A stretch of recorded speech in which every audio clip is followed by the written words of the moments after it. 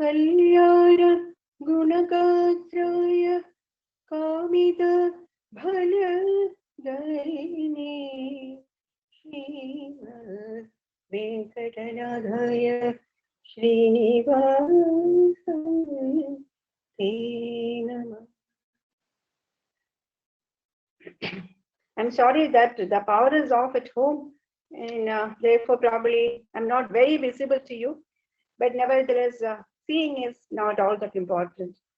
Well, if you can hear me well, that's good enough. So I'll go as long as the power remains in the systems and in the mobile phone. Let's pray for that. At the outset, pranams at the lotus feet of Sri Sathguru, pranams to Swamiji, Professor Bhatt, Professor Sinha, and all other dignitaries who have spoken before me and who would follow me.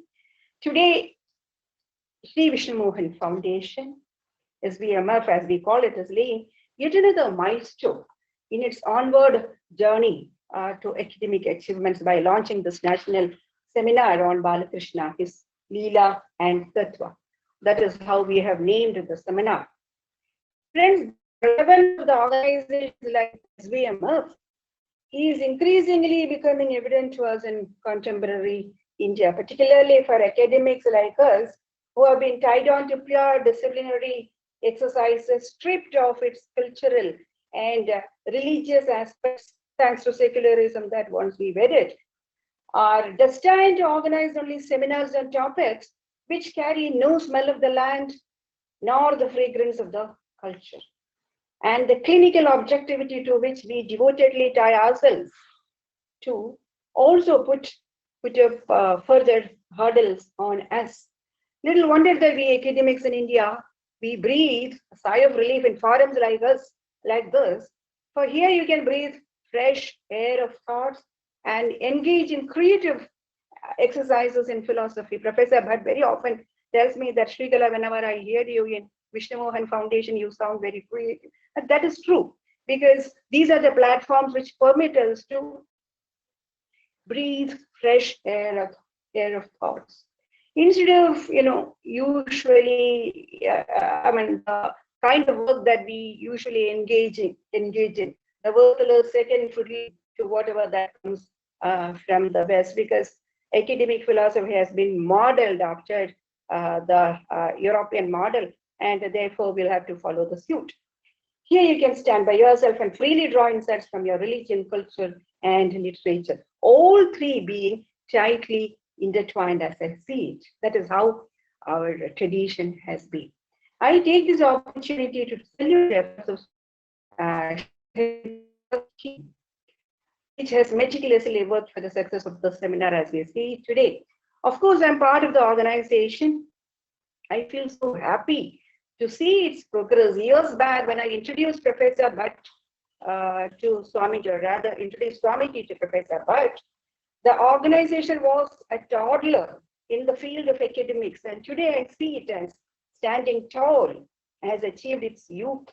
Prouder to us, Professor Bhatt, and it is a household name in academic philosophy, and as you have been seeing it, as Professor Sinha has rightly pointed out, it is rendering great services to ICPR by organizing several conferences which ICPR requests the foundation to do, and we have had almost all living philosophers, all living philosophers have already visited the foundation, now all participated in our conferences.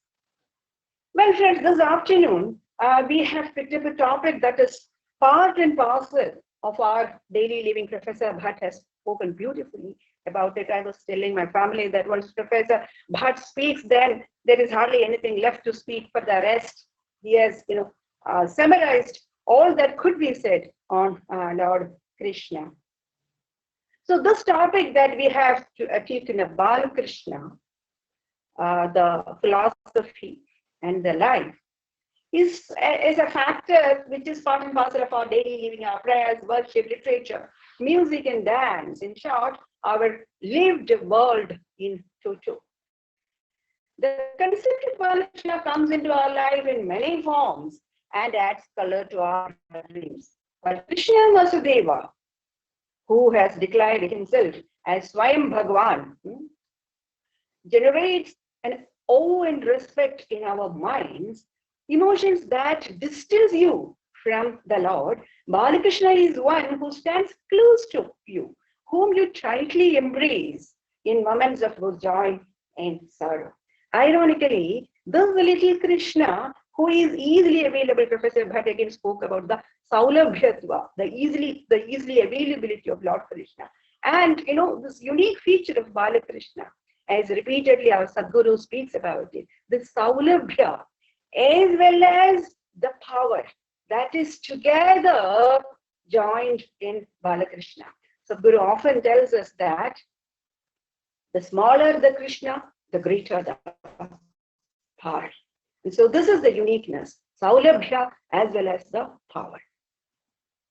During the Bhakti period, friends, you all know poets, saints across the country have realized Lord Krishna through their literature and made Lord appear before them and succeeded in making him part of their lived world and made him respond to their queries, approving their verses. In Malayalam literature, you have several instances where Lord himself comes and corrects the grammatical errors of Melpatur Bhattadiri, corrects Pundanam while he narrates the history. He says, no, this is not what has happened. Something else has happened. Or conceptually, again, instances in Pundanam, I myself have delivered on Pundanam in the foundation. So all through revealing his likes and dislikes. And this is one resource for us to get to know what Lord thinks, what are his likes and dislikes. Through this mystic writing, we ordinary human beings get to know what are his likes, what he thinks of, what are his demands. And speaks through bhakti. Moksha sadhana samagriya, bhakti reva, as it has been said. So when bhakti is a phenomenon in Dakshinavarta, I think it was Professor Sambat Kumar who spoke about it. Here, the regional literature thrived engaging the concept of Balakrishna. In Kerala, I'll confine to Kerala and that too with a particular philosopher. In Kerala, we have an array of devotional poets like Cherish and Pundanam and Vilomangalam, all these being the foremost devotional poets who have largely used the image of Krishna, particularly the Balakrishna. Among all these poets, what's unique of Vilomangalam Swami art is that he used to have the constant company of Lord Krishna, who carefully listened to every verse that he composed. And only upon being sanctioned by the Lord, it seems that Swami used to write it down. While going through the works, years after I have read Sri Krishna Karnamritam years back, and for this present purpose, I read it once again. And while reading correctly, I had felt that it is not written by the will of Swami art. It was willed by Lord himself. This is a revelation that I have now I'll establish that. For very often, why did I think that it has been willed by Lord? It is a composition by Lord himself. For very often, human conceptual crafting seems to be missing in the work. Moreover, there is what is called an excessive sweetness, madhurya adhikya. And we human beings, we don't like this excessive sweetness. You like sweetness, but after a while, then you have a distaste for it. This excessive madhurya adhikya, and also the repetitions that you find in the text. It is evidently that Lord wanted to repeatedly hear his love makings with the gopis, his fooling his mother, and loitering around the Braj village, all that he wanted to repeatedly listen. That is what, particularly in the first sarga, there is a lot of repetition, and there is hardly any conceptual innovation in the first sarga, at least. But all through sweetness, madhurya, there are images and that even is human. I'll speak about that. the interpretation would be clear. All those who are familiar with Sanskrit poetic writing. So my inference that this work has been dictated by Lord himself has been substantiated by history as well. I'm referring to Sri Krishna Karnamritam of Vilvamangalam Swamiyar. So my inference that this work has been built, or rather even been dictated by Lord himself, has been substantiated by history as well. Let me now take you to a bit of history, who Vilvamangalam was, and then we will move on to the work as such, namely Sri Krishna Karnamritam. Historians view that Vilvamangalam Swamiyar is the name for more than one saints. The first Vilvamangalam, I'm speaking about Ullur particularly, who spoke about Kerala history. So the first Vilvamangalam Swamiya belonging to Naduvil Matham, Trichy of course, lived in 8th century and was born in Shukapuram village in Kerala, that is Trichy, and has had his samadhi being placed on the west of Sri Padmanabha Swami temple in Trivandrum, correct. And he is said to be the disciple of Sureshwaracharya, who is the direct disciple of Shankara. The second Matham of, again, Trichy, lived during the middle of the 14th century and was an ardent devotee of Lord Guruvayappan, born in Pannur village, again in Malabar. He is said to be the author of Sri Krishna Karnamritam, written under the pen name Leela Shuka. And for raising several temples in Kerala and also giving puja padhadis for these temples. And it is the second Swamiyar who was renowned all over India.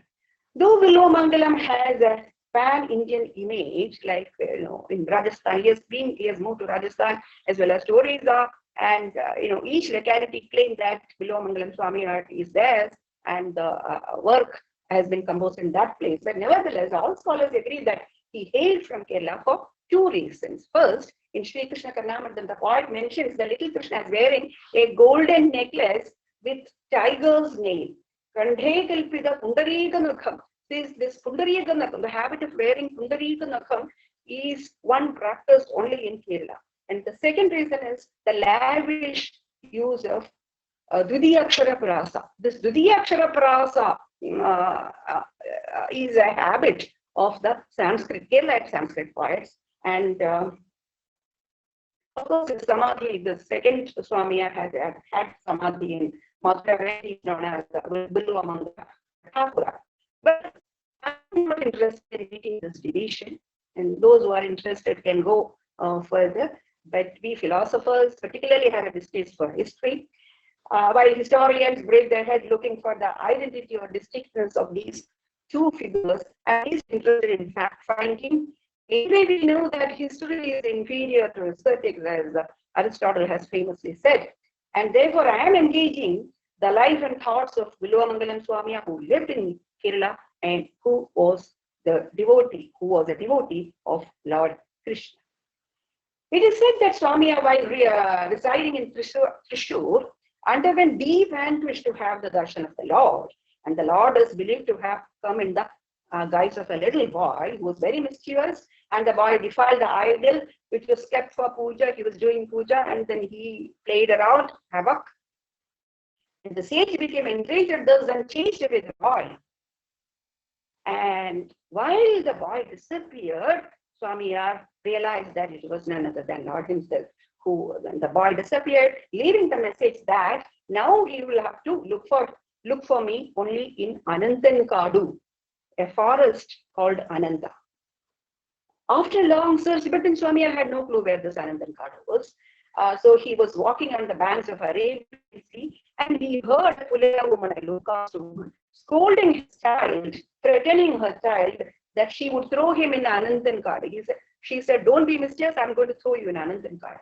Swamiya was so happy, he ran to her and then asked where this Anantankadu was. So picking up guidance from her, he walked towards the south and reached Anantankadu, where he once again had the vision of the little boy who merged into the Lupa tree which was standing in front of him. Soon the tree fell down and there appeared a big, huge murti of Sheshashayi, Anantashai, And the Murti was so long, so huge. It is the Lord assumed it was of some 8 miles length. And the sage then requested the Lord to shrink to a smaller size, and he also specified the size. He said it should be thrice the length of his staff. And immediately the Lord shrank to the form of an idol that is seen at present in Sri Padmanabha Swami temple. And it seems that due to the Ilupa trees, his vision was obstructed and he could not have a complete vision of the idol. He saw Lord in 3 parts, the Tirumukham, Tirudal and Tripadam. So following the vision of the Lord, even today the Lord is seen in 3 parts through 3 doors. Swamiji offered rice kanji and upamanga in coconut shell to the Perumal, and subsequently, with the assistance of the reigning king and some Brahmin households, a temple was constructed and puja was undertaken.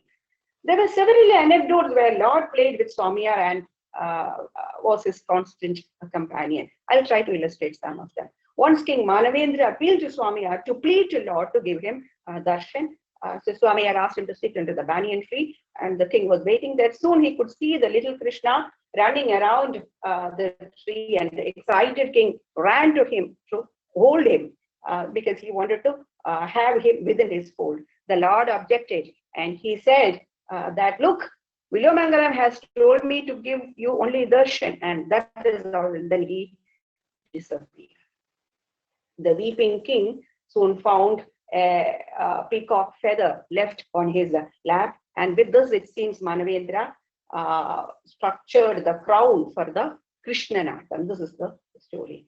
Being endowed with extraordinary powers, he could visualize the murtis within the temple. Once he went to Vadakanathan temple, the temple of Lord Shiva, on a Vushchika Kartika day, and the deity was not inside. So he walked out and he saw Lord Shiva sitting on the wall, facing towards the south. And then when he approached him, he said, I'm waiting for the Nellur Katyayani's arrival. She would take bath, and after her bath, she would get decked up and she would walk up, and I'm waiting to see her. Ever since, a puja is performed on the south wall on the Kartika of Vrishchikam every year. On an Ashtami day, again, he went to Vaikam temple, again Shiva temple, and he could not find the deity there. And he looked carefully around and he saw Lord eating lunch along with the Brahmins in the North Chittambalam. Since then, during every feast in the temple, food is served near that pillar with all dishes. Similarly, there is also an anecdote in Ambalapura Sri Krishna temple. Once the Lord was missing in the Sanctorium, and he was found serving feast to the Maras, those who play drums for the festival Maras in the Nataka. The Nataka feast for Maras is given much significance because it's believed that Lord himself comes there to serve food. On one of his sojourns, it seems he found 7 Apsara Kanyas taking bath, and as Swamiyar was approaching them, they once again plunged into the water, and one unfortunately fell into the mud, and Swamiyar pulled her out from the head and established there itself.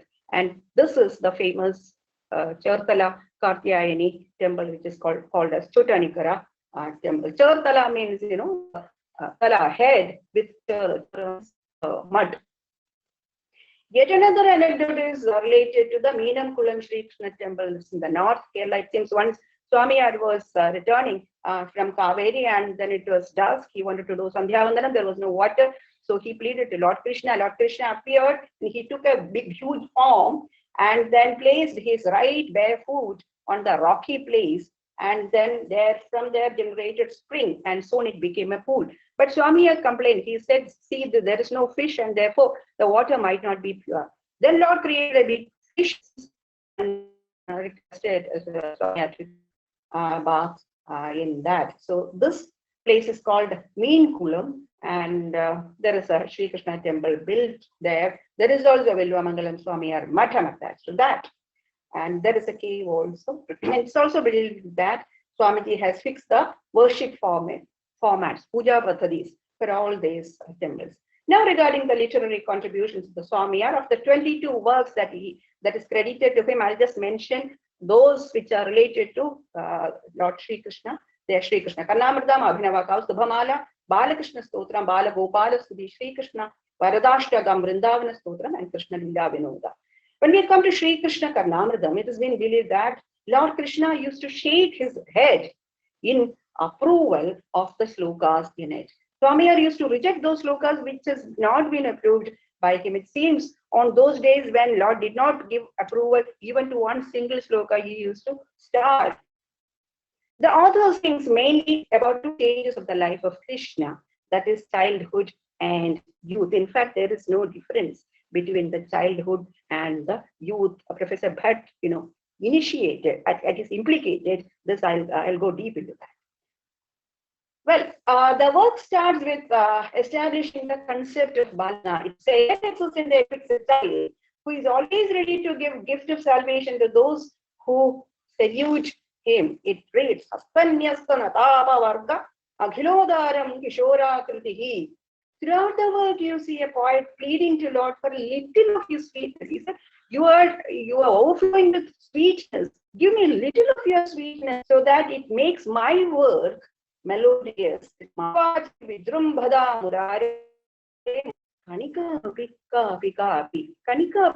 least little you give it so that this work becomes graceful. Elsewhere, you find the Swami praying to Lord to make his poetic life a success. So it is a poetic life all through, and all this miracle that has happened is part and parcel of this literary exercise. He says, Vrajavadhu Nayananjala Vanchitam, the one who has been deceived by the Nayananjala, the eyes of the Vrajavadhus, Vijayata Mama Vangmaya Jivida, make my life, the poetic life, a life of success. So the work carries 300 slokas in 3 sagas, and there are several slokas in that highlights the significance of bhakti, wherein I'll not go to the whole of the slokas. It just says that, see, the one who is devotional, everything comes to you automatically. The dharma, artha, kama, and moksha, everything fall in place for that person who is devoted to the Kishora Bhava of Lord. He does not miss out a single opportunity to hail the power of devotion over other parts of salvation. In fact, we often find him making fun of those those munis who make hard stoic resistance to worldly pleasures. He says, the sages who with severe austerities undertake penance, and the Lord would make their minds weak by his flute music. Look at the boldness of the poet who depicts Lord as a seducer. Lord is supposed to be the redeemer, and here he has been depicted as a seducer. I'll do that.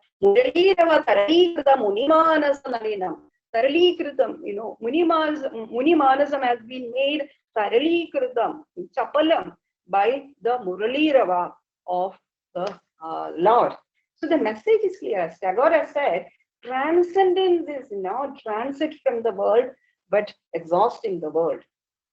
Again, he elevates bhakti to the other methods commonly resorted by the sages. Masadam, Atmavida Purana Param Parastha Nihidam Guhaya. They go sit in a cave and then meditate. But we people, Vayam, Yashoda Shishupala Lila Kadha Sudha Sindhushu Lilayamasa. But what we will do is, we will just narrate the childhood place of little Krishna and would get plunged in the ocean of this narration.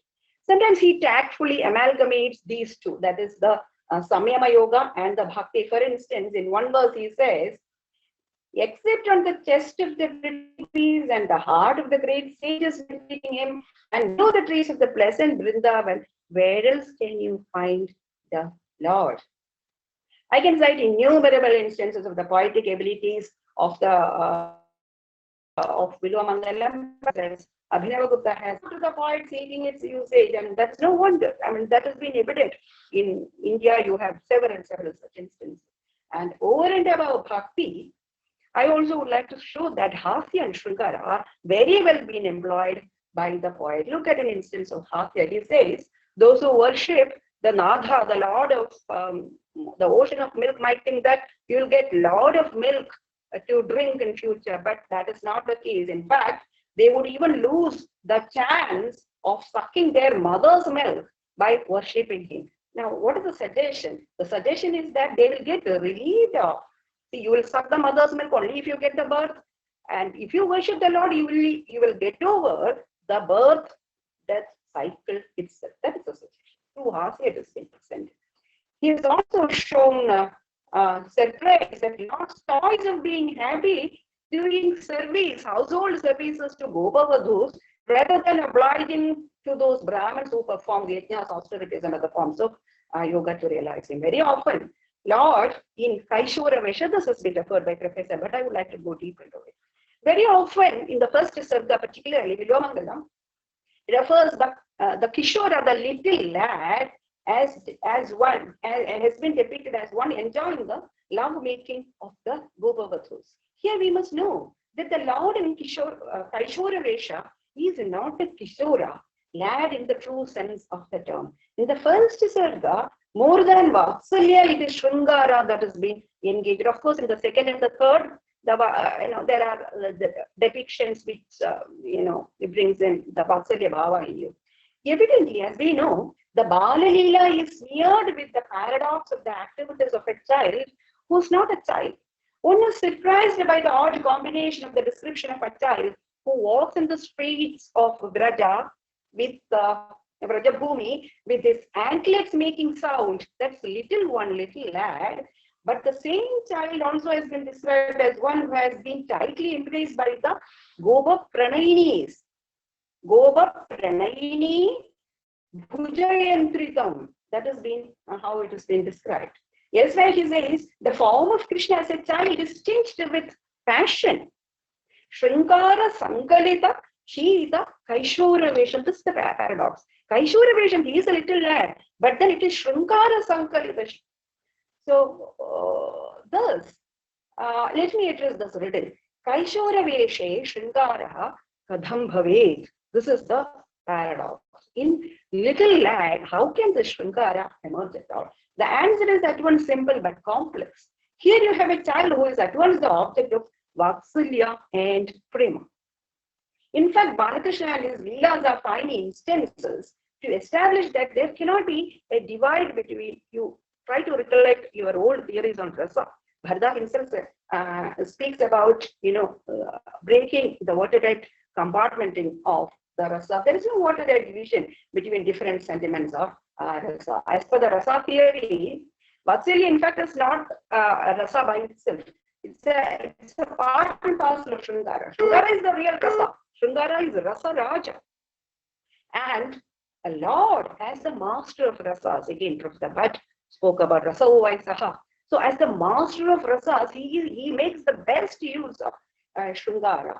And Madhurya, which is the fruit of either Vatsalya or Shringara, it just tastes the same. The ultimate essence is the same. And significantly, the poet confesses that he too has been shifted to such a mental state. He becomes like his mental aptitude becomes like that of a Buddhist.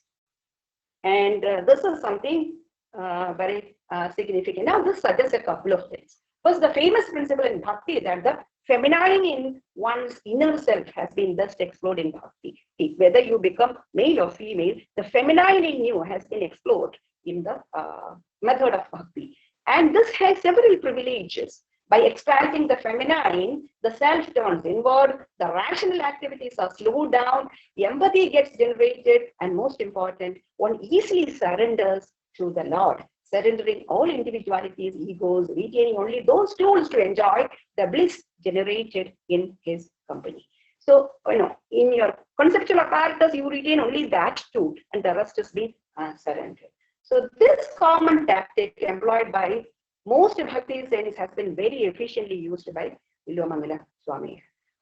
Swami is pretty aware that one will have to shed away the ties of earthly relations, but his aesthetic self, he has an aesthetic self that is quite unwilling to undertake austerities for it, and therefore he pleads to the Lord that till he gets out of the ties of his life, let Lord's face be the single attachment in. So, coming back to the text, Sri Krishna Karnamritam, In the introductory part, we find the poet slipping onto a deep anguish and yearning for the darshan of the Lord. Often, we find the poet, yearning for it. When will I be able to see the boy who plays the nectar-like sweet compositions in his flute? Is a question that you repeatedly hear in the first sarga. And this evidence is that the poet did not have the darshan at the initial stages of his writing. And this deep longing for his vision is visible throughout. He says, I wish that I see the prettiest of the three worlds. Drishyasam Tribhuvana Sundaram Mahastam. The very thought of Lord's face makes his mind weak. He says, ha, handa, you just have to read it. It's the spontaneous poetic expression. Ha, handa, mano dhunodi. He says, my mind is trembling. Mano dhunodi. One gets a clear picture of the poetic anguish here. So when we come towards the close of the first sarga, in fact, in the 97th shloka, we see the poet expressing his joy of the sight of the Lord. Here it is clear that he has had the vision of the Lord. And he says, oh Lord, why is it that you, who is not visible for the great scholars of the Shastras and Upanishads and are great due to their great minds, but appear in front of my ordinary eyes and are staying there for long for no reason? And he is surprised why Lord is so happy with him, who has not been happy with those who are making excessive efforts to realize him. And having now seen the Lord with his bare eyes, his worry now was, how could he describe this vision to the world? How could he put it in the literature, all the sweetness that he has experienced? Now, don't ask me the question, why should he at all express this to the world? Remember that all this has happened during the literary exercises, and that is the beauty of it. In fact, I want to speak a lot about how the language, bridges between the human and the divine. There is a lot to be spoken, quoting both Abhinavagupta as well as Heidegger, but then probably that can wait for the time being. So interestingly, from the second sarga, the Kishora Rupa, the little child, who brings in the Vatsalya Bhava, is visible more. And very interesting imageries are brought out by the poet here. When Yashoda saws Kailasa, in fact, what she sees inside the mouth of little Krishna is Kailasa, but then she mistakes it to be, according to the poet, she takes it to be the undigested butter, that butter like it's Himavan who's been covered with snow. So when she sees the earth, the full earth, she thinks that it is the mud being eaten by little Krishna, and the ocean of milk as the remaining milk drunk by the little one, and complains that some evil spirit has caught onto my little one, and that is why I see all this in his mouth. And it seems once Yashoda was putting him to sleep by narrating the Ramakatha, and when she comes to the Sita Paharana, the little child at once becomes Rama. He just gets up, he loses the sleep, and then he suddenly gets up. He lost his sleep and asks for the bow to Lakshmana to finish the Rama. He says, Saumitre kwa dhanuridi vyagra girah paduna. Where is my bow? In Ramayana, if you read Ramayana, very often Rama asks for the dhanu. Saumitre kwa dhanu. Where is my bow? So immediately the little child Krishna gets up and he becomes Rama, and out of anger towards Ravana, he asks Saumitri, get me the dhanu. So towards the close, the poet prays that his work be as clear as as dear to the Lord as the offerings of the Kunti, as dear to him as the beaten rice offered by Kuchela, as dear to him as the breast milk of Yashoda, the fruits offered by Shaburi, and the lips of Gopavadhus. And I presume that indeed it is. For reading it, you slip into a divine world, and this is what has happened to me. I was, though the rasa has been taken by he himself, I do not know why he was unhappy with me. But while reading the text, you feel as though you have been slipped into a divine world, which made possible through the power of language. You'll realize that the language is so powerful to shift man from the human world to the divine world. And it is this literary work. And if you wonder whether it is a literary work or it is a stotra or it is a stotra kavya, you really have no clear answer. Yes, it is a literary work because there are imageries, there are analogies, and so forth. Yeah, but it also has the effect of a stotra due to the divine intervention, as I was telling you a little earlier, because it is quite not like a human craft. There is definite intervention, and therefore it can very well work as a stotra, and call it stotra kavya if you like. So I conclude by giving salutations to this great mind, Bilo Mangalam Swamiya. Let him be one, let him be many, but this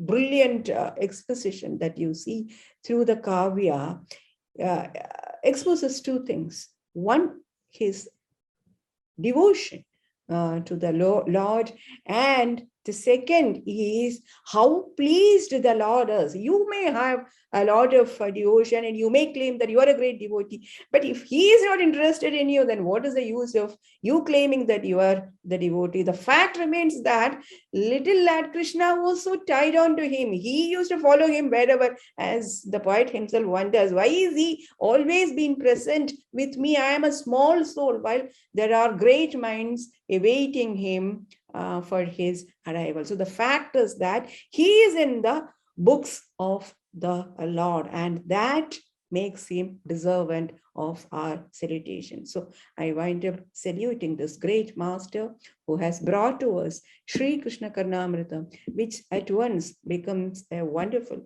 literary work as well as a stotra kavya. Thank you so much for the time once again.